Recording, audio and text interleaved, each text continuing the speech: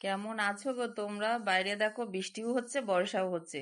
খুব একটা চাপের ভিতরে আছি, চলো যাই কিছু একটা রান্না করি এমন বর্ষার দিনে। তাই পুডিং তৈরি করব ভাবলাম। 2 কাপ জলে 1 চামচ আগার আগার পাউডার আর 1 চামচ কোকোয়া পাউডার দিয়ে আর স্বাদ মতো চিনি দিয়ে ভালো করে ফুটিয়ে নিয়ে একটা পাত্রে আধা ঘন্টা রেস্টের জন্য রেখে দেবো, তাহলে আধা ঘন্টার ভিতরে এটা সুন্দরভাবে জমে যাবে।